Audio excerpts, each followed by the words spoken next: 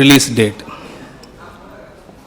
So we will go with the presentation. நான் வந்து ஒரு presentation வாயிலாக உங்களுக்கு எல்லாரையும் எக்ஸ்பிளைன் பண்ணணும் ஆசைப்படுறோம். ஸோ ஒரு ஸ்லைடும் இங்கே ப்ளே பண்ணுவாங்க. அதோட ஒரு ப்ரீஃப் நான் இங்கே ஒரு ஸ்லைடு பற்றி நான் கண்டினியூ பண்ணுவேன். ஒன்ஸ் அது ஒரு 20 to 21 ஸ்லைட்ஸ் இருக்குது. அந்த 21 ஸ்லைட்ஸ் முடிஞ்ச பிறகு we will continue with your questions. So till then, please cooperate with us. Thank you. You go to the first slide. First slide.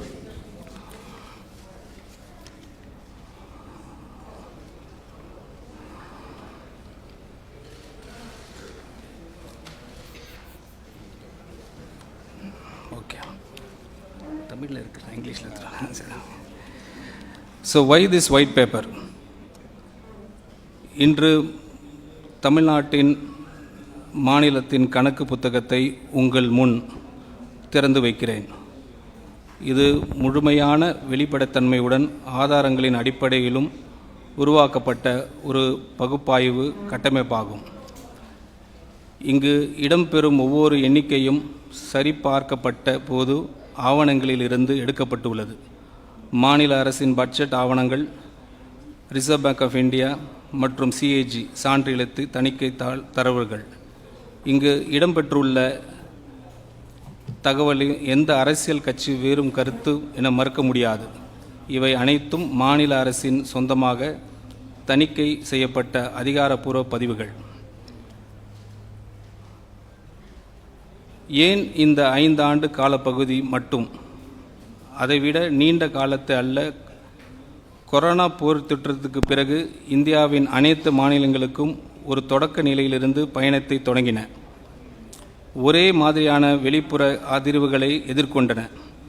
ஆகவே 2021-22 முதல் 25-26 வரையிலான காலப்பகுதியை கர்நாடகா, மகாராஷ்டிரா, குஜராத் போன்ற ஒத்த தொழில்துறை அமைப்பும் பொருளாதார அளவும் கொண்ட மாநிலங்களுடன் நியாயமான ஒப்பீடு செய்யக்கூடிய ஒரு காலப்பகுதியாகும். இந்த ஆய்வின் முக்கிய கண்டுபிடிப்பு என்னவென்றால், அந்த மாநிலங்கள் மீட்சி காலத்தை பயன்படுத்தி தங்களின் நீதி பற்றாக்குறைகளை கட்டுப்படுத்தி குறைந்ததுதான். ஆனால் தமிழ்நாடு அதற்கு நேர்முறையாக செயல்பட்டது. முக்கியமான ஒவ்வொரு அடிப்படை சுட்டிக்காட்டிலும் கட்டமைப்பு ரீதியான பின்னடைவு சந்தித்தது. திருக்குறள் 478 கூறுவது போல், வருவாய் குறைவாக இருப்பதிலும் தீமை இல்லை, செலவுகளை அளவுக்கு மீறாமல் இருந்தால் போதும். ஒரு உதாரணம் சொல்கிறேன். இந்த இதுக்கு குட்டி ஸ்டோரி, ஒரு இதுக்கு ஸ்லைடுக்கு ஒரு குட்டி ஸ்டோரி மாதிரி ஒன்று சொல்லிடுறேன். ஒரு புயலால் 4 அண்டை வீட்டாரின் வீடுகள் வெள்ளத்தில் மூழ்கின என்று நினைத்து பாருங்கள். அப்போது யாருடைய வீடு பெரிது என்பதை பார்த்து மதிப்பிடுவதை நியாயமான ஒப்பீடு அல்ல. வெள்ளம் வடிந்த பிறகு யார் தங்கள் வீட்டை விரைவாக சீரமைத்து மீட்டு எடுத்தார்கள் என்பதை பார்க்க வேண்டும். 4 பேரில் 3 அதை செய்தார்கள், நாம் செய்யவில்லை. Next.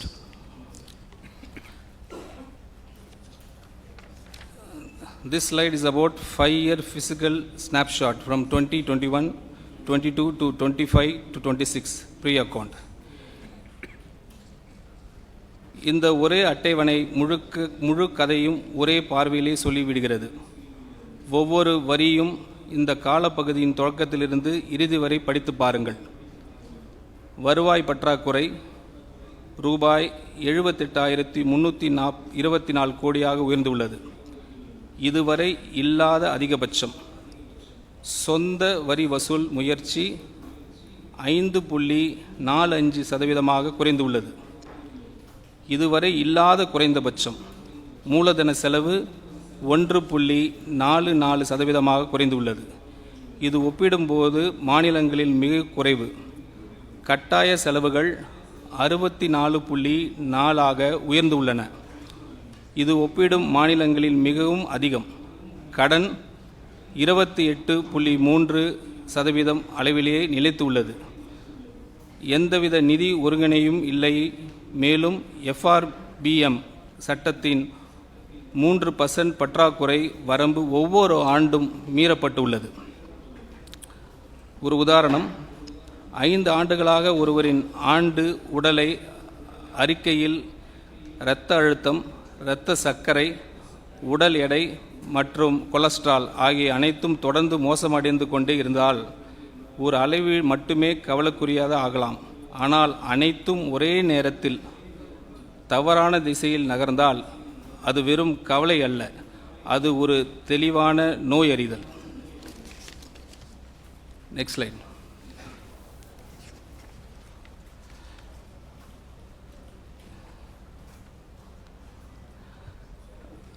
So this slide is about 6 key numbers. இது ரொம்ப முக்கியமான ஸ்லைடு. ரூபாய் 10 லட்சம் கோடி நேரடி கடன், ரூபாய் 78,324 கோடி வருவாய் பற்றாக்குறை, இதுவரை இல்லாத அதிகபட்சம். GSTPயில் சொத்து வரி வருவாய், சொந்த வரி வருவாய் வெறும் 5.45%. இது நமது வரலாற்றிலேயே மிக குறைந்த அளவு.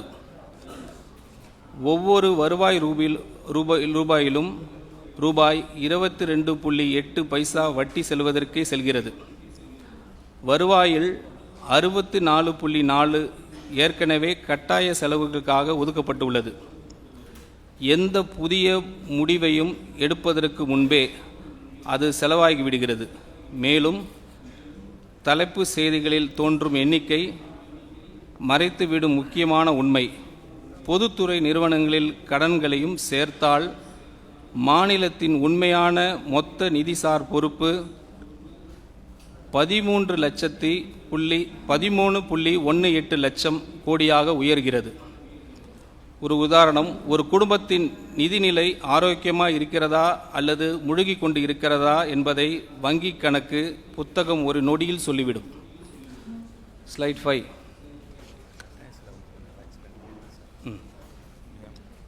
இந்த இதில் கட்டாயம் செலவுன்னு ஒன்று வருது இல்லையா, அதனால் என்ன அர்த்தம்னா, நம்ம கவர்மெண்ட் வந்து வட்டிக்காக செலவு பண்ணுறது, சேலரிஸ்க்காக செலவு பண்ணுறது, பென்ஷன்ஸ்க்காக செலவு பண்ணுறது, இந்த 3 ஐட்டம் டுகெதர், அது 3 ஐட்டம் மட்டுமே 64% வந்து வருவாயிலேருந்து 66% வருது. இந்த 3 ஐட்டம். நெக்ஸ்ட் ஸ்லைட் சொல்லிட்டிங்களா? ஓகே. ஸோ சஸ்டைனபிள் டெப்ட் nearly doubled in 5 years. Next slide அதை பற்றி பேசுகிறோம்.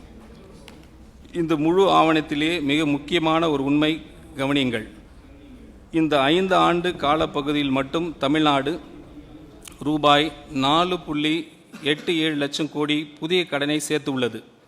அதாவது சுதந்திரத்துக்கு பிறகு மாநிலம் தனது முதல் 60 years சேர்ந்த மொத்த கடனை விட இந்த ஒரே 5 ஆண்டில் சேர்க்கப்பட்ட கடன் அதிகமாக உள்ளது. கடன் ஆண்டுக்கு சராசரியாக 14.3% வளர்ந்து உள்ளது. ஆனால் மூலதன முதலீடு வெறும் 8.3 மட்டுமே வளர்ந்து உள்ளது. இது நாம் கட்டமைப்புகளை உருவாக்குவதற்கு அல்ல, அன்றாட செலவுகளை சமாளிப்பதற்கான கடன் வாங்குகிறோம் என்பதற்கான தெளிவான சான்றாகும். ஒருவருக்கான கடன் பொறுப்பு கிட்டத்தட்ட இரட்டிப்பாகி ரூபாய் 1,28,934 உயர்ந்துள்ளது. இன்று தமிழ்நாட்டில் பிறக்கும் ஒவ்வொரு குழந்தையும் ₹1 கூட பொருளாதாரத்துக்கு பங்களிப்பதற்கு முன்பே இந்த கடன் பொறுப்புடன் பிறக்கிறது.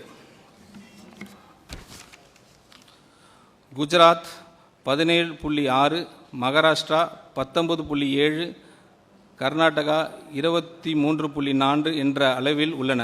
ஆனால் தமிழ்நாடு 28.3% என்ற நிலையிலே உள்ளது. இது பொதுவாக பாதுகாப்பானதாக கருதப்படும் 20% வரம்பை மிகவும் தாண்டியுள்ளது. ஒரு உதாரணம், ஒரு குடும்பம் வீடு கட்டப்பட்டதிலிருந்து கடந்த 60 ஆண்டுகளில் வாங்கிய மொத்த கடனை விட கடந்த 5 ஆண்டுகளில் அதிகமாக கடன் வாங்கியுள்ளது என்று நினைத்து பாருங்கள். அதிலும் அந்த கடன் புதிய சொத்துக்களை உருவாக்க அல்ல, அன்றாட செலவுகளை சமாளிக்க பயன்படுத்தி உள்ளது. Next slide.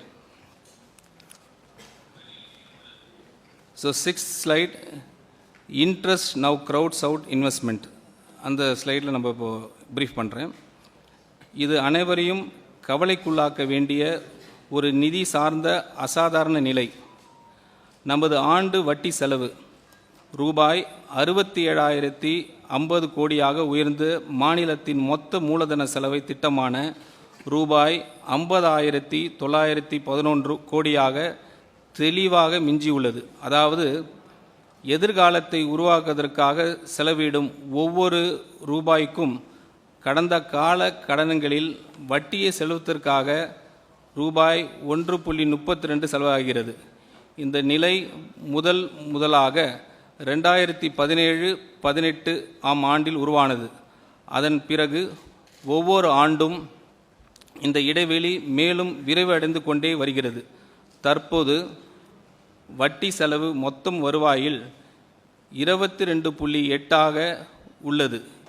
இது விகிதம் கர்நாடகாவில் 16.4%, குஜராத்தில் 12%, மகாராஷ்டிராவில் வெறும் 10.3 மட்டுமே. மேலும் தமிழ்நாட்டின் சொந்த வரி வருவாயில் 34.8 வட்டி செலவிற்கே செல்கிறது.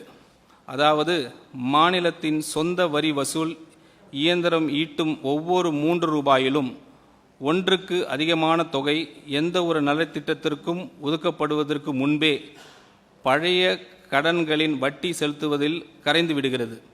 கடந்த 5 ஆண்டுகளில் இந்த வட்டி செலவு 61% அதிகரித்து உள்ளது. ஒரு உதாரணம், ஒரு குடும்பத்தில் மாதந்தோறும் செலுத்தும் கடன் வட்டி குழந்தைகளின் கல்விக்காக செலவிடும் தொகையை விட அதிகமாகிவிட்டது என்று நினைத்து பாருங்கள்.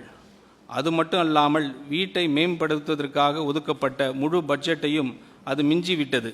அதாவது கடந்த காலத்தின் சுமை எதிர்காலத்திற்கான முதலீட்டை விழுங்கி கொண்டிருக்கிறது. ஸ்லைட் 7.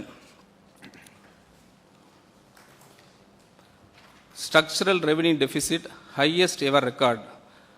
நமது வருவாய் பற்றாக்குறை ரூபாய் 78,324 கோடியாக உயர்ந்துள்ளது. இது ஜிஎஸ்டிபியின் 2.22% ஆகும். மேலும் இது வரலாற்றிலே இல்லாத உச்ச அளவாகும். இதில் மிகவும் கவலைக்குரிய விஷயம் என்னவென்றால் அது பற்றாக்குறை கொரோனா பெருந்தொற்றத்தின் உச்ச ஆண்டை விடவும் அதிகமாக உள்ளது. ஆனால் இப்போது அதற்கு ஒப்பான எந்த வெளிப்புற அதிர்ச்சியும் காரணமாக இல்லை. இதன் பொருள் மிகவும் தெளிவானது. நம் சொத்துக்கள் உருவாவதற்காக அல்ல, அன்றாட நிர்வாக செலவுகளை சமாளிப்பதற்காகவே கடன் வாங்கி கொண்டிருக்கிறோம். இது ஒரு தற்காலிக பிரச்சனை அல்ல.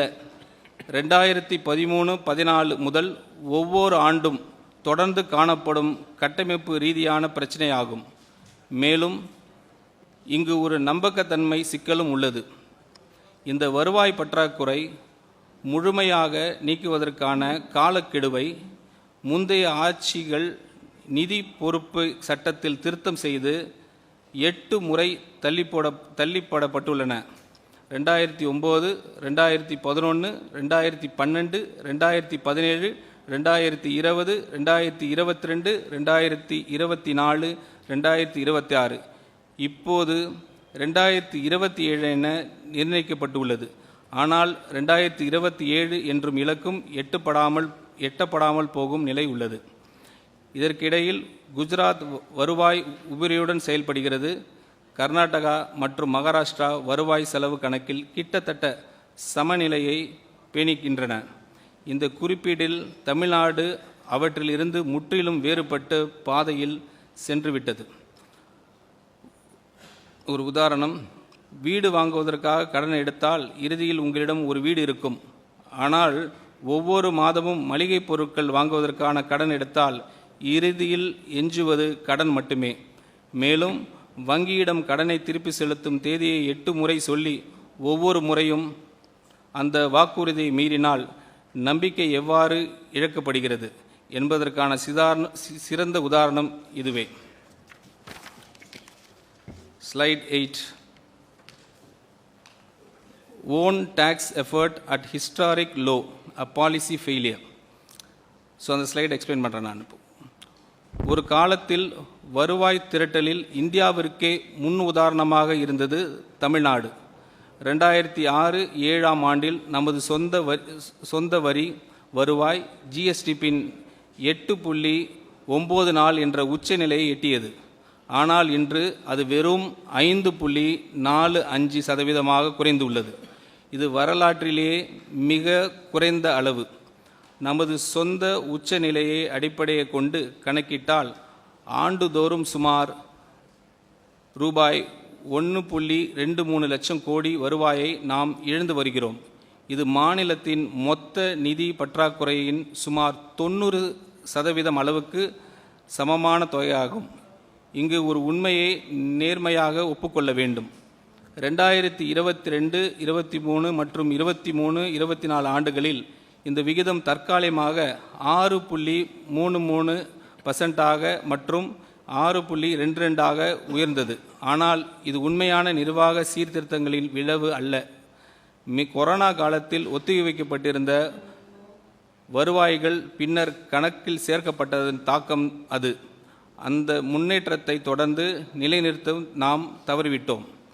இந்த வருவாய் இழப்பிற்கான 4 முக்கிய கசிவுகள் அனைவருக்கும் தெரிந்தவை. ஜிஎஸ்டி, வணிக வரித்துறையில் நிலவும் முறைகேடுகள் மற்றும் சரியான மதிப்பீடு செய்யப்படாத பரிவர்த்தனைகள். 2, முத்திரைத்தாள் கட்டணம் ஸ்டாம்ப் டியூட்டி, சந்தை மதிப்பை விட குறைவாக நிர்ணயிக்கப்பட்ட வழிகாட்டி மதிப்புகள். 3, மதுபான வருவாய் எக்ஸைஸ், ஒப்பிடப்படும் மாநிலங்களில் மிகவும் குறுகிய உரிமையளிப்பு முறை காரணமாக முறைசாரா சந்தை வளர்வதற்கான வாய்ப்பு. 4, சுரங்கத்துறை மைனிங், பரந்த இயற்கை வளங்கள் இருந்தும் கசிவுகளை காரணமாக நிலையான மற்றும் குறைந்த வருவாய் மட்டும் கிடைப்பது. இதில் மிக முக்கியமான செய்தி நம்பிக்கை அளிப்பதாகும். புதிய வரிகள் விதிக்காமல் கூட நிர்வாகத்தை நவீனப்படுத்தி இந்த கசிவுகளை அடைப்பதன் மூலம் மாநிலம் கணிசமாக அதிக வருவாய் ஈட்ட முடியும். அதில் ஒரு எக்ஸாம்பிள், 4 ஓட்டைகள் உள்ள ஒரு தண்ணீர் தொட்டியை போல அதில் மேலும் தண்ணீர் ஊற்றுவது, அதாவது புதிய வரிகள் விதிப்பது தீர்வு ஆகாது. முதலில் அந்த 4 ஓட்டைகளையும் அடைக்க வேண்டும். Move on to the next slide. Slide 9. Revenue receipts and central transfer.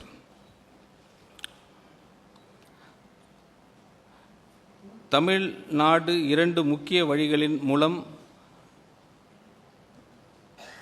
மத்திய அரசை சார்ந்துள்ளது. முதலாவது, மத்திய வரி பகிர்வில் நமக்கு கிடைக்கும் பங்கு. 10வது நிதிக்குழு காலத்தில் அது 6.64% இருந்தது. இன்று அது 4.097 குறைந்துள்ளது. மேலும் ரூபாய் 56,819 கோடி அளவிலான நமது பங்கின் வளர்ச்சி ஒப்பிடப்படும் மாநிலங்களில் மிகவும் குறைவாக இருந்தது. இதற்கு காரணம் வரி பகிர்வு ஃபார்முலா, வருமான இடைவெளி இன்கம் டிஸ்டன்ஸ், மக்கள் தொகை மற்றும் பரப்பளவு போன்ற காரணங்களுக்கு அதிக முக்கியத்துவம் அளிப்பதாகும். இவற்றின் மீது மாநிலத்திற்கு எந்த கட்டுப்பாடும் இல்லை.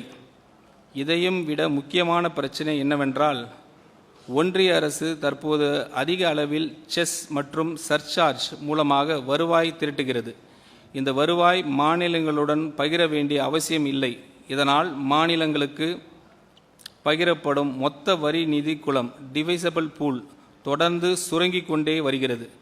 இரண்டாவது, உதவித்தொகைகள் கிராண்ட்ஸ் அண்ட் எய்ட். ஜிஎஸ்டி இழப்பீடு செஸ், ஜிஎஸ்டி காம்பன்சேஷன் செஸ் திட்டம் 2022 ஜூன் மாதத்தில் முடிவடைந்த பின் இந்த உதவித்தொகைகள் கணிசமாக குறைந்துவிட்டன. உண்மையில் இந்த இழப்பீடு காலம் மாநிலங்கள் தங்களது வரி வசூல் அமைப்பை மேம்படுத்தி கொள்ள 5 ஆண்டுகள் வழங்கப்பட்ட ஒரு பாதுகாப்பு காலமாக இருந்தது. ஆனால் நம் அந்த வாய்ப்பை முழுமையாக பயன்படுத்தவில்லை.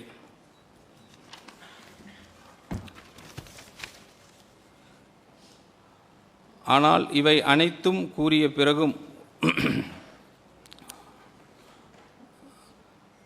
ஒரு உதாரணம், ஒரு கூட்டு குடும்பத்தில் பொது குடும்ப நிதியில் உங்களுக்கு கிடைக்கும் பங்கு தொடர்ந்து குறைந்து கொண்டே செல்கிறது என்று நினைத்து பாருங்கள்.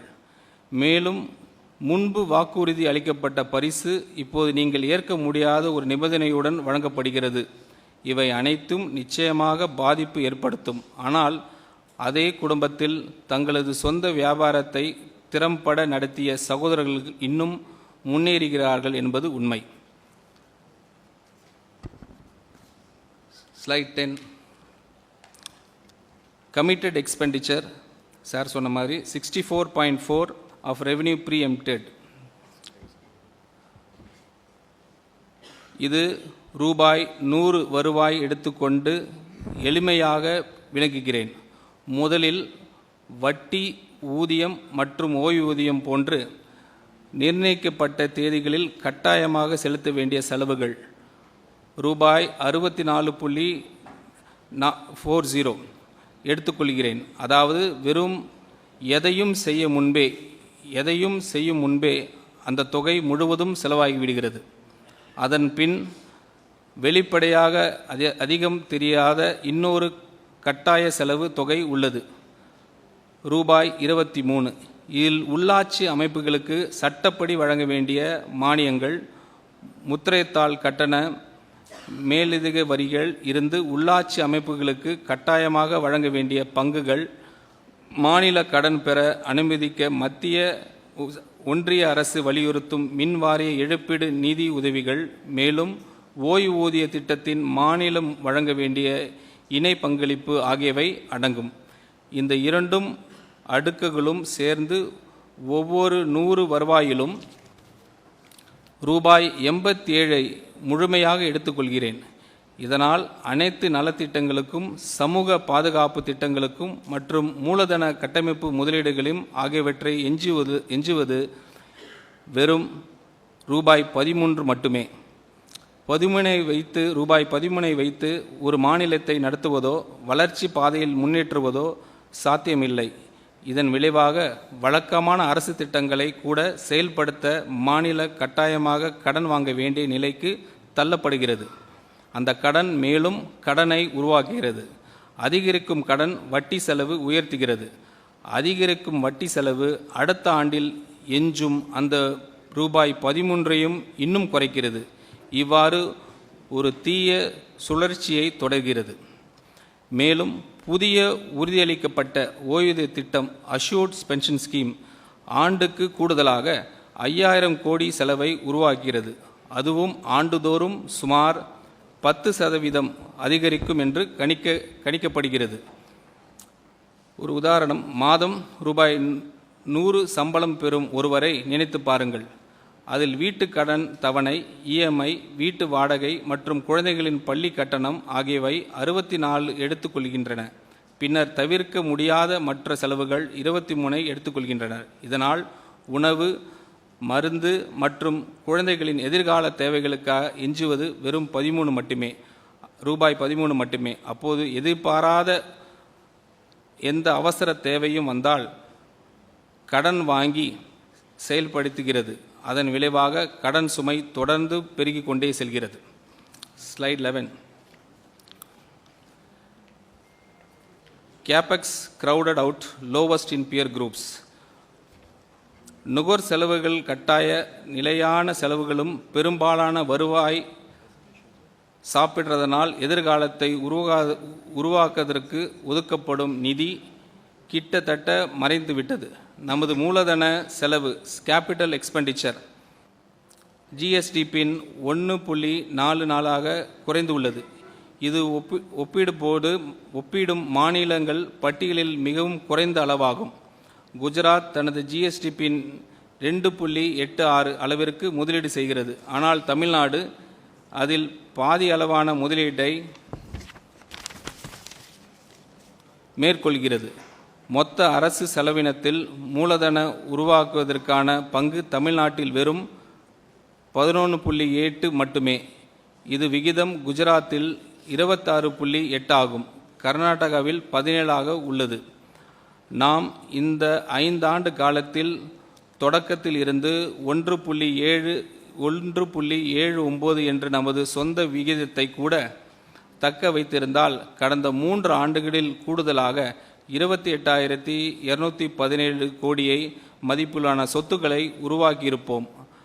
அந்த தொகையில் 1000 கிலோமீட்டருக்கு அதிகமான அதிக நெடுஞ்சாலைகள் அமைக்க முடியும் அல்லது 30 அதிநவீன சிறப்பு மருத்துவமனைகள் உருவாக்க முடியும் அல்லது 2000 பள்ளி கட்டிடங்கள் கட்டியிருக்க முடியும். மேலும் இந்த பாதிப்பு ஒரு ஆண்டுக்குள் முடிவதில்லை, அது தொடர்ச்சியான தாக்கத்தை ஏற்படுத்துகிறது. ஏனெனில் தனியார் முதலீடுகள் பெரும்பாலும் அரசின் உள்கட்டமைப்பு முதலீடுகளை பின்பற்றுகின்றன. எனவே மூலதன செலவினத்தை புறக்கணிப்பது தமிழ்நாட்டின் பொருளாதார இலக்கை நேரடியாக அச்சுறுத்துகிறது. ஒரு உதாரணம், தினசரி செலவுகளை சமாளிப்பதற்காக வீட்டை பராமரிப்பதையும் பழுது பார்ப்பதையும் நிறுத்திய ஒரு குடும்பத்தை நினைத்து பாருங்கள். காலப்போக்கில் சுவர்களின் விரிசல்கள் பெருகும், வீட்டின் மதிப்பு குறையும். புதிய முதலீட்டாளர்கள் அல்லது வாங்குபவர்கள் நன்றாக பராமரிக்கப்பட்ட அண்டை வீட்டாருக்கு செல்வார்கள். அதுபோலவே உள்கட்டமைப்பில் முதலீடு செய்யாத பொருளாதாரம் புதிய முதலீடுகளை ஈர்க்கும் திறனை இழக்கத் தொடங்கும். Slide 12. FRBM compliance rules revised never met. சட்டப்படி நிதி பற்றாக்குறை ஃபிசிக்கல் டெபிசிட் GSDP-இன் 3% என்ற வரம்பறிவில் உள் இருக்க வேண்டும். ஆனால் கொரோனா காலத்திற்கு பிறகு அந்த ஒவ்வொரு ஆண்டிலும் இந்த வரம்பு மீறப்பட்டுள்ளது. நடப்பு ஆண்டில் நிதி பற்றாக்குறை ரூபாய் 1,33,208 கோடியாக உயர்ந்துள்ளது. இது வரலாற்றிலேயே பதிவான மிக உயர்ந்த முழுமையான பற்றாக்குறை ஆகும். 2003 ஆண்டு முதல் நிதி பொறுப்பு சட்டம் ஃபிசிக்கல் ரெஸ்பான்சிபிலிட்டி ஆக்ட் பல முறை திருத்தப்பட்டுள்ளது. ஒவ்வொரு முறையும் இலக்கு எட்டப்படாததால் அதை அடைவதற்கான காலக்கெடு மேலும் தள்ளி போடப்பட்டுள்ளது. இருப்பினும் சமீபத்திய 2025-26 இலக்கு மீறப்பட்டுள்ளது. தற்போது 3.8 என்ற அளவில் இருக்கும் நிதி பற்றாக்குறை கடுமையான நிதி சவால்களை எதிர்கொண்டு வரும். பஞ்சாப் மற்றும் கேரளா போன்ற மாநிலங்களின் நிலைக்கு தமிழ்நாட்டு கொண்டு சென்றுள்ளது. அதே நேரத்தில் குஜராத்தின் நிதி பற்றாக்குறை வெறும் 1.9 மட்டுமே உள்ளது. மேலும் இந்திய கணக்காய்வாளர் மற்றும் தலைமை CAG ஒரு ஆழமான கவலையும் சொல்லியிருக்கிறாங்க. ஒவ்வொரு ஆண்டும் உண்மையான நிதி பற்றாக்குறை பட்ஜெட் மதிப்பீடில் பட்ஜெட் எஸ்டிமேட்ஸ் கூறப்பட்ட அளவை விட அதிகமாக உள்ளது. அதாவது சட்டமன்றத்திற்கு தொடர்ந்து மிகைப்படுத்தப்பட்ட நம்பிக்கையூட்டும் எண்ணிக்கைகளை வழங்கப்பட்டு வந்துட்டு இருக்கு என்பது அதன் பொருள். எனவே நிதி நிலைமை சீர் செய்வதோடு மட்டுமல்லாமல் அரசின் நிதி அறிக்கைகள் மீதான நம்பிக்கைத்தன்மையும் மீட்டு எடுப்பது தீர்வின் முக்கிய அங்கமாகும். ஒரு உதாரணம், இந்த கடனை நிச்சயம் அடைந்து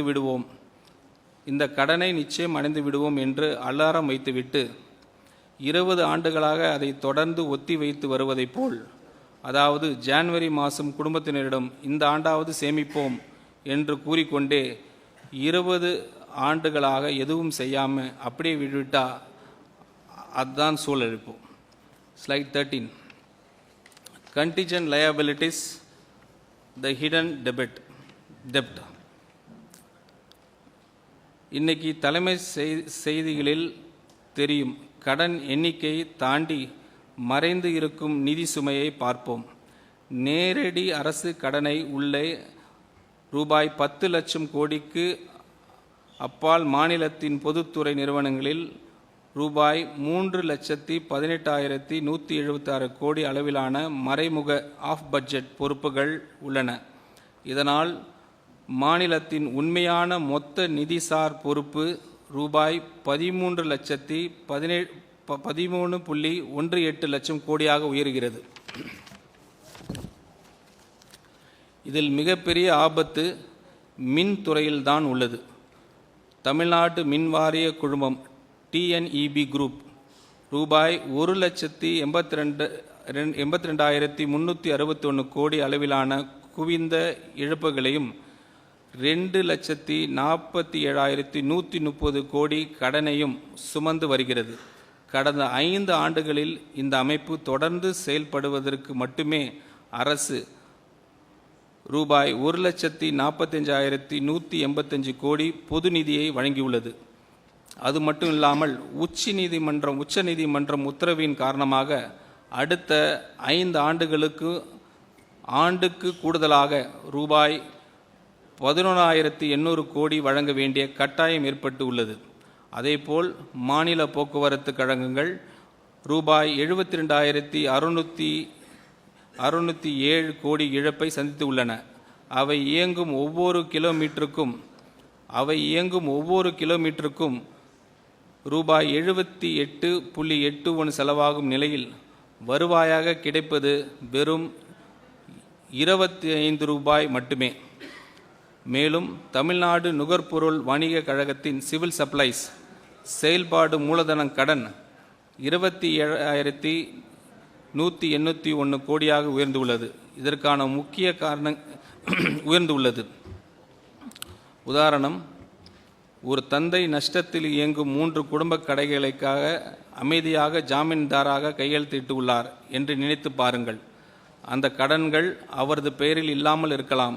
ஆனால் ஆண்டுதோறும் அந்த கடைகள் மேலும் நஷ்டமாகின்றன. ஜாமீன் பொறுப்புகள் பெருகி கொண்டே செல்கின்றன.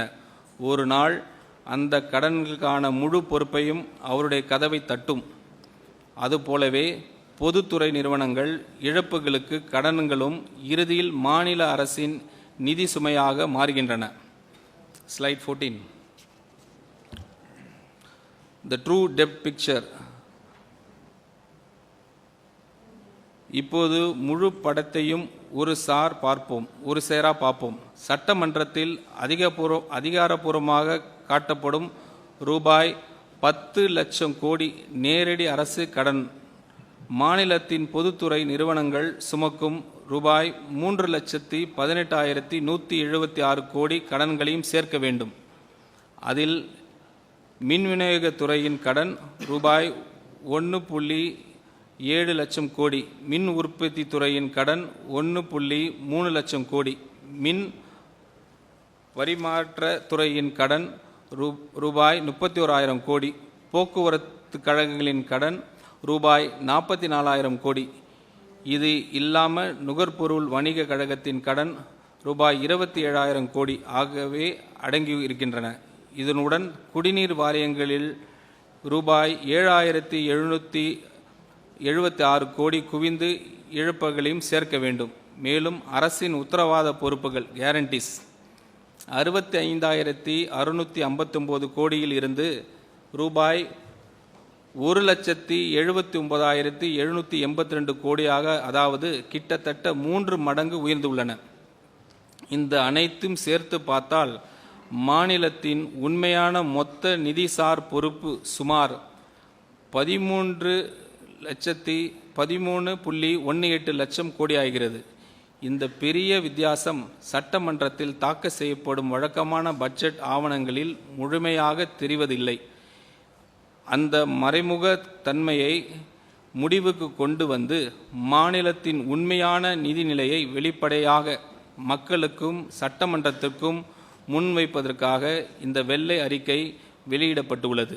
அன்றாட வாழ்க்கையில் ஒரு உதாரணம், ஒரு குடும்பம் வங்கியிடம் தனது வீட்டு கடனை பற்றி மட்டும் சொல்லுது என்று நினைத்து பாருங்கள். ஆனால் குடும்ப தொழிலுக்காக மகள் மற்றும் மகன் பெயர்களில் எடுக்கப்பட்ட கடன்கள் குறித்து எதுவும் சொல்லப்படவில்லை. சில காலம் அது மறைந்திருக்கலாம். ஆனால் ஒரு கட்டத்தில் அந்த குடும்பம் தனது மொத்த கடன் சுமையின் உண்மையான அளவு எதிர்கொள்ள வேண்டிய சூழல் தவிர்க்க முடியாமல் வரும். அதே போலவே மாநிலத்தின் முழுமையான நிதி பொறுப்புகளும் ஒரு நாள் முழுமையாக கணக்கில் எடுத்துக்கொள்ளப்பட வேண்டிய அவசியம் இருக்கு. Slide 15. The demographic dimension, growing old. So growing old before growing rich. இந்த அறிக்கையில் உள்ள ஒவ்வொரு எண்ணின் பின்னாலும் ஓடிக்கொண்டிருக்கும் நேர்கடிகாரம் இதுதான். இந்தியாவின் முக்கிய மாநிலங்களில் எதையும் விட வேகமாக முதியோர் சமூகமாக மாறிக்கொண்டிருப்பது தமிழ்நாடு தான். 2011ஆம் ஆண்டில் 10.6ஆக இருந்த முதியோர் மக்கள் தொகை பங்கு 2031ஆம் ஆண்டில் 18.2ஆக உயரும் என கணிக்கப்படுகிறது. மேலும் 2100ஆம் ஆண்டளவில் தமிழ்நாட்டின் மக்கள் தொகையில் கிட்டத்தட்ட பாதி பேர் முதியவர்களாக இருப்பார்கள். அதே நேரத்தில் தேசிய சராசரி சுமார் 27% மட்டுமே இருக்கும். வேலை செய்யக்கூடிய வயதினரின் ஒர்க்கிங் ஏஜ் பாப்புலேஷன் பங்கு ஏற்கனவே தனது உச்ச நிலையை எட்டியுள்ளது. இனி அது குறையத் தொடங்கும். அதே சமயம் முதியோர் சார்பு விதம் ஓல்ட் ஏஜ் டிபெண்டன்சி ரேஷியோ 20.6 இலிருந்து 32.7ஆக உயரும். அதாவது வருமானம் ஈடுபவர்கள் குறைவாகவும் அவர்கள் சார்ந்து வாழ்பவர்கள் அதிகமாகவும் இருப்பார்கள். இதனுடன் சுகாதார செலவுகள், ஓய்வூதிய செலவுகள் தொடர்ந்து உயரும். இது 2 கத்திரிக்கோள் பக்கங்கள் ஒன்றுக்கு ஒன்று நோக்கி மூடப்படுவது போன்றவை. சிசஸ் எஃபெக்ட்னு சொல்லுவாங்க. ஒரு பக்கம் வருவாய் ஈடுபவர்கள் குறைகிறார்கள், மற்றொரு பக்கம் செலவுகள் அதிகரிக்கின்றன. இதுவே கடன் வலையின் டெப்ட் ட்ராப் அடிப்படை செயல்முறையாகும். இன்று தமிழ்நாடு மக்கள் தொகை அமைப்பின் பலத்தை டெமோகிராஃபிக் ஸ்ட்ரென்த் கொண்டிருக்கும் போதே நிதிநிலையை சீர் செய்வதற்கான வாய்ப்பு உள்ளது. ஆனால் அந்த வாய்ப்பின் சாரம் ஆண்டுதோறும் சுருங்கி கொண்டே வருகிறது. ஒவ்வொரு ஆண்டும் பின்னர் செலுத்த வேண்டிய விலையை மேலும் அதிகரிக்கிறது. எளிய வார்த்தைகளில் சொல்ல வேண்டுமென்றால் தமிழ்நாட்டில் மிகப்பெரிய ஆபத்து என்னவென்றால் செல்வந்த மாநிலமாக மாறுவதற்கு முன்பே முதியோர் மாநிலமாக மாறிவிடுகிறது. ஒரு உதாரணம், ஒரு குடும்பத்தின் முக்கிய வருமானம் ஈட்டும் உறுப்பினர்கள் ஓய்வு பெறும் வயதை அடைந்துவிட்டனர். ஆனால் அவர்கள் மாற்றி புதிய வருமானம் ஈடுபடுபவர்கள் உருவாக்கவில்லை என்று நினைத்து பாருங்கள். அப்படிப்பட்ட குடும்பம் தனது முதிய வயதிற்காக சேமிக்க வேண்டிய பாதுகாப்பான நேரம் எப்போது? வருமானம் இன்னும் கிடைத்து கொண்டிருக்கும் இப்போதுதான். வருமானம் நின்ற பிறகு அல்ல. அதே போலவே தமிழ்நாட்டின் நிதி நிலைமையை சீர் செய்வதற்கான சிறந்த நேரம் இப்போதுதான். Slide 16. Post Covid consultation failure for 4 policies cause. தமிழகம் இப்படிப்பட்ட பொருளாதார சிக்கலால் மாட்டிக்கொண்டதற்கான 4 முக்கிய காரணங்கள் உள்ளன. அதை தவிர்த்து அவற்றில் ஒவ்வொன்றையும் மாற்றம் அதிகாரமும் மாநில அரசிடம் இருந்தது. வெளிப்புற அதிர்ச்சிகளால் உருவாக்கப்பட்ட அல்ல. முதலாவது, ஆண்டுக்கு ரூபாய் 25,000 கோடி வரை செலவாகும் புதிய நலத்திட்ட பொறுப்புகள் அறிமுகப்படுத்தப்பட்டனர். ஆனால் அவற்றை நிலையான முறையில் நீதி அளிக்கும் தேவையான இணையான வருவாய் ஆதாரங்கள் உருவாக்கப்படவில்லை. இரண்டாவது, மிக முக்கியமான வரி மற்றும் நிர்வாக சீர்திருத்தங்கள் தொடர்ந்து ஒத்திவைக்கப்பட்டன. 2017ஆம் ஆண்டில் இருந்து ஜிஎஸ்டி இழப்பீடு திட்டம் ஒரு நாள் முடிவுக்கு வரும் என்பது அனைவருக்கும் நல்லாவே தெரிந்தது. திடீரெல்லாம் நிறுத்தல இருந்த போதிலும் அந்த மாற்றத்திற்காக தயாராக வேண்டிய நடவடிக்கைகள் பொதுவான அளவில் மேற்கொள்ளப்படவில்லை. மூன்றாவது, அன்றாட நிதி பற்றாக்குறைகளை சமாளிப்பதற்காக மூலதன செலவுகளை தொடர்ந்து பலியிடப்பட்டன. அதன் விளைவாக ரூபாய் 31,055 கோடி மதிப்பிலான சொத்து உருவாக்க வாய்ப்பு இழக்கப்பட்டது. நான்காவது, மாநிலத்தின் பொதுத்துறை நிறுவனங்கள் PSU நீண்ட காலமாக இருந்து வந்த கட்டமைப்பு ரீதியான பலவீனங்கள் சரி செய்யப்படாமல் விடப்பட்டன. மின்துறையின் நிதி இடைவெளி நிரப்புவதற்கான ரூபாய் 1,45,180 கோடி செலவிடப்பட்டது. போக்குவரத்து துறையின் செலவுகள் டபுள்டு. நுகர்பொருள் வணிக கழகத்தின் கடன் 27,181 கோடியாக உயர்ந்தது. இங்கே நான் மிகவும் தெளிவாக சொல்ல விரும்புவது ஒன்று உள்ளது. நலத்திட்டங்கள் தமிழ்நாட்டின் பெருமைக்குரிய பாரம்பரியம் தொடரும். பிரச்சனை ஒருபோதும் நலத்திட்டங்களில் அல்ல. பிரச்சனை என்னவென்றால் அவற்றை நீண்ட காலம் தாங்கி செல்வது தேவையான வருவாய் ஆதாரங்களை உருவாக்காமல் புதிய நலத்திட்டங்களை அறிமுகப்படுத்துவதில்தான் உள்ளது. அன்றாட வாழ்வில் ஒரு எக்ஸாம்பிள், ஒரு குடும்பத்தின் வருமானம் குறைந்த பிறகும் அது புதிய பெரிய மாதத்திர செலவுகள் பொறுப்புகள் ஏற்றுக்கொள்கிறது என்று நினைத்து பாருங்கள். அதே நேரத்தில் செலுத்த வேண்டிய வரிகளை தொடர்ந்து ஒத்தி வைக்கிறது. வீட்டை பராமரிக்காமல் சிதைய விடுகிறது. மேலும் நஷ்டத்தில் இயங்கும் குடும்பத்தை தொழிலுக்கு அதை சீர்திருக்கி தொடர்ந்து பணம் செலுத்தி கொண்டே இருக்கிறது. இவற்றில் ஏதேனும் ஒன்றை தனியாக சமாளிக்க முடியும். ஆனால் இந்த 4 ஒன்றாக நடந்தால் அதுவே ஒரு குடும்பத்தை நிதி நெருக்கடிக்குள் தள்ளும் பாதையாக மாறிவிடும். ஸ்லைட் 17.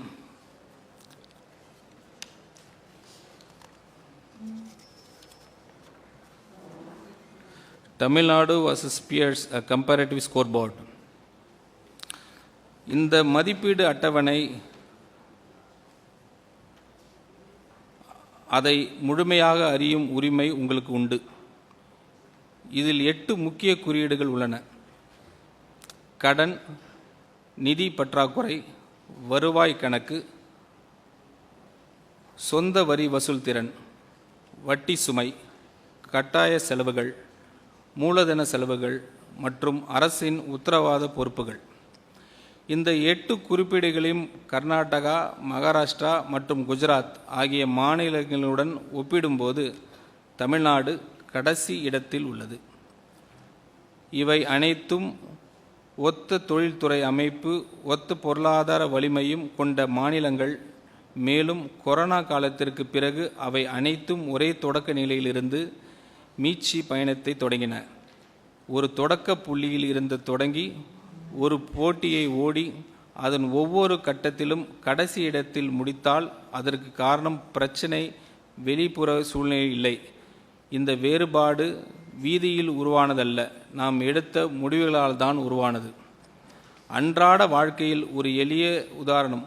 உங்கள் வகுப்பு தோழர்களிடம் மதிப்பெண் பட்டியலுடன் உங்கள் மதிப்பெண் பட்டியலும் அருகருகே வைக்கப்பட்டிருந்தால் என்று நினைத்து பாருங்கள். அனைவரும் ஒரே பள்ளியில் படித்தவர்கள், ஒரே பாடத்திட்டத்தை பின்பற்றியவர்கள், ஒரே தேர்வு எழுதியவர்கள். ஆனால் ஒவ்வொரு பாடத்திலும் நீங்கள் கடைசி இடத்தில் இருந்தால் அதற்கான நேர்மையான பதில் மதிப்பெண் பட்டியல் மறைப்பதல்ல, மாறாக நாம் எவ்வாறு படிக்கிறோம் என்பதை மாற்றுவதை சரியான பதிலாகும். Slide 18. The year ahead 2026-27 budget under scrutiny. இப்போது இந்த ஆண்டில் நிர்வகிக்க வேண்டிய நிதி இன்ஹெரிட்டன்ஸ் பார்ப்போம். இதில் உள்ள எண்ணிக்கைகளை குறித்து நாம் முழு வெளிப்படையை தன்மையுடன் பேச விரும்புகிறேன்.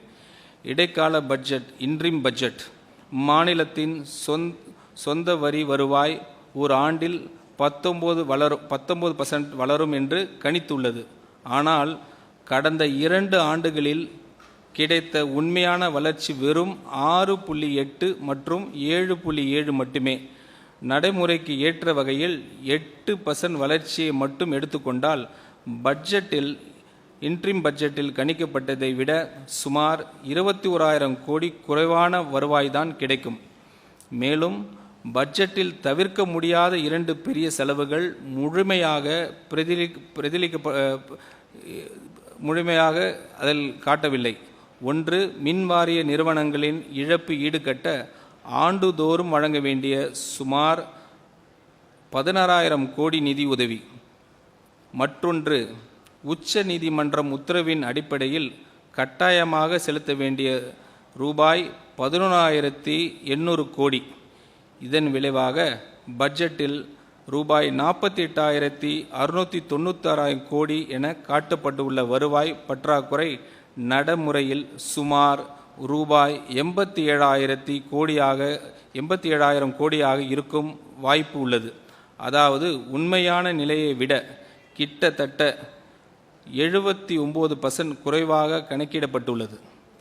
அதேபோல் உண்மையான நிதி பற்றாக்குறை ஃபிசிக்கல் டெபிசிட் சுமார் ரூபாய் 1.6 லட்சம் கோடியாக இருக்கக்கூடும். ஆனால் மாநிலம் சட்டப்படி பெறக்கூடிய அதிகபட்சம் கடன் வரம்பு ரூபாய் 1,52,144 கோடி மட்டுமே.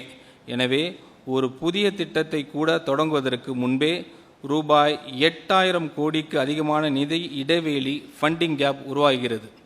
இந்த இடைவெளி இருப்பது நேர்மையாக ஏற்றுக்கொள்வதுதான் அதை சரி செய்வதற்கான முதல் மற்றும் மிக முக்கியமான படியாகும். ஒரு உதாரணம், கடந்த சில ஆண்டுகளில் உங்கள் சம்பளம் உயர்வு வெறும் 7% மட்டும் இருந்தபோதும் இந்த ஆண்டு எனக்கு 19% உயர்வு கிடைக்கும் என்று கருதி குடும்பத்தை செலவு திட்டத்தை அமைப்பது போன்றது.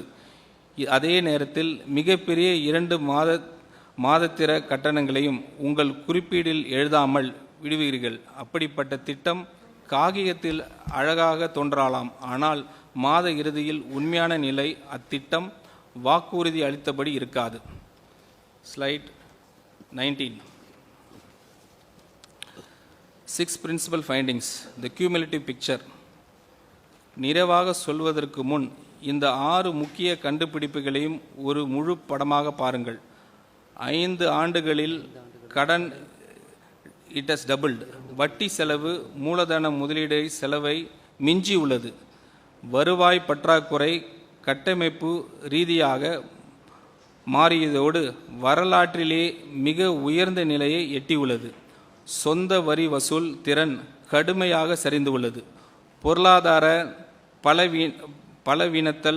பலவீனத்தால் அல்ல, வருவாய் கசிவுகள் மற்றும் ஒத்திவைக்கப்பட்ட சீர்திருத்தத்தினால் கட்டாய செலவுகள் வளர்ச்சிக்கான நிதியை ஒவ்வொரு ரூபாயிலும் வெறும் 13 பைசா அளவுக்கு குறைந்துவிட்டன.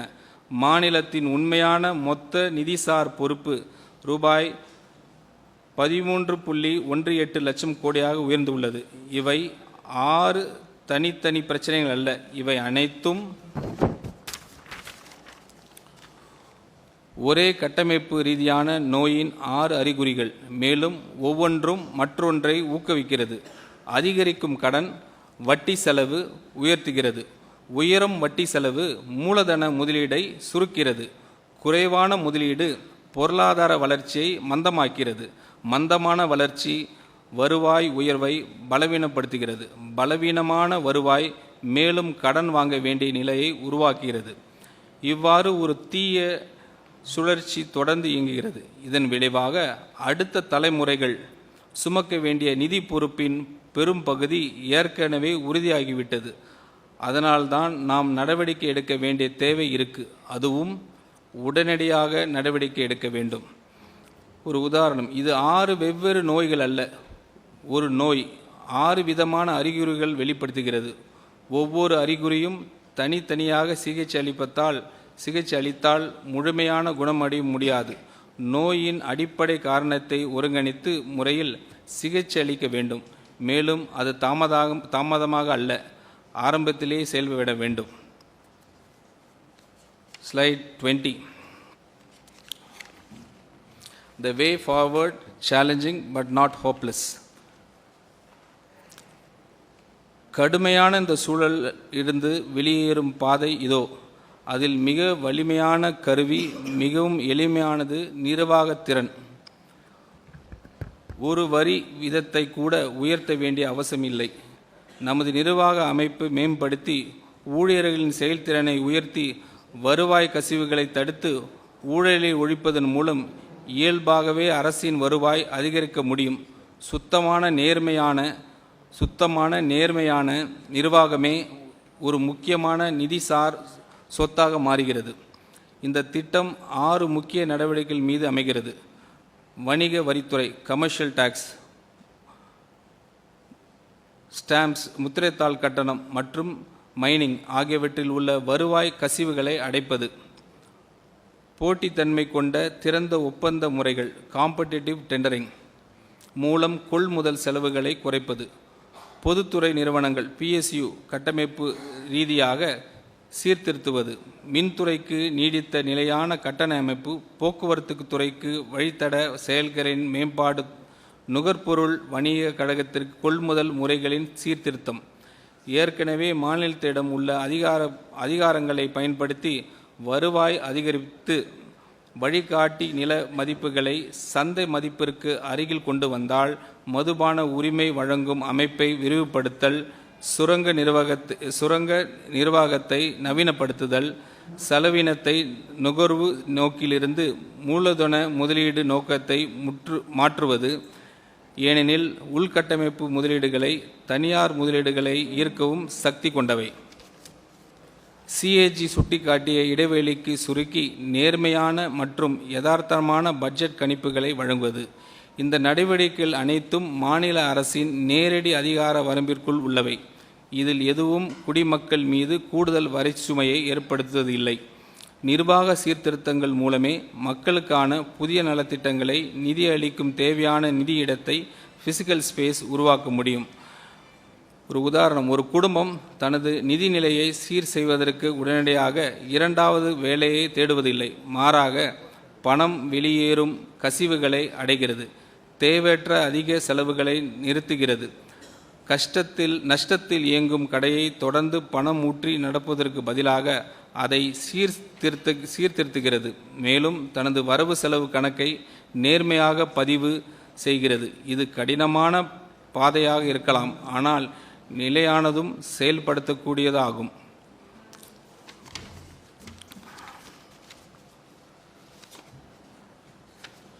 Slide 21, the last one. The purpose of this white paper. Thiruvalluvar கூறுகிறார், அளவுக்கு மீறினாலும் அளவுக்கு குறைந்தாலும் சமநிலையின்மை துன்பத்தை உருவாக்கும். அவர் உடல்நலத்தை பற்றி கூறிய இந்த உண்மை ஒரு மாநிலத்தின் நிதிநிலைக்கும் அப்படியே பொருந்துகிறது. இந்த வெள்ளை அறிக்கை 3 முக்கிய நோக்கங்கள் உள்ளன. வெளிப்படைத்தன்மை, டிரான்ஸ்பரன்சி. அரசு, சட்டமன்றம் மற்றும் மக்கள் அனைவரும் முழுமையான தகவலின் அடிப்படையில் விவாதிக்கவும் முடிவெடுக்கவும் உண்மைகள் மற்றும் ஆதாரங்களின் அடிப்படையில் தயாரிக்கப்பட்ட நிலையில் பதிவு வழங்குவது. பொறுப்புணர்வு, அக்கௌண்டபிலிட்டி. நிதி சிக்கலுக்கு வழிவகுத்து 4 கொள்கை காரணங்கள் நேர்மையாக அடையாளம் காட்டுவது. வருவாய் ஆதாரமின்றி மேற்கொள்ளப்பட்ட புதிய பொறுப்புகள், தொடர்ந்து ஒத்திவைக்கப்பட்ட சீர்திருத்தங்கள், பலியிடப்பட்ட மூலதன முதலீடுகள், சீர்திருத்தப்பட்ட பொதுத்துறை நிறுவனங்கள். 3rd கரெக்ஷன், திருத்தம். வருவாய் கசிவுகளை அடைத்து அரசு செலவுகளின் தரத்தை உயர்த்துவது, பொதுத்துறை நிறுவனங்கள் சீர் செய்து கடன் சுமையை பொறுப்புடன் நிர்வகிப்பது. மேலும் இந்த ஒரு பட்ஜெட்டையும் தாண்டி நீடிக்கும் தூய்மையான ஊழலற்ற நிர்வாகத்தை வழங்குவது. இந்த எண்ணிக்கைகள் மனதில் வைத்துக் கொள்ளுங்கள். 10 லட்சம் கோடி நேரடி அரசு கடன், 78,324 கோடி வருவாய் பற்றாக்குறை. ஒவ்வொரு குடிமகனின் தலையிலும் ரூபாய் 1,28,934 கடன் பொறுப்பு. ரூபாய் 13.18 லட்சம் கோடி உண்மையான மொத்த நிதிசார் பொறுப்பு.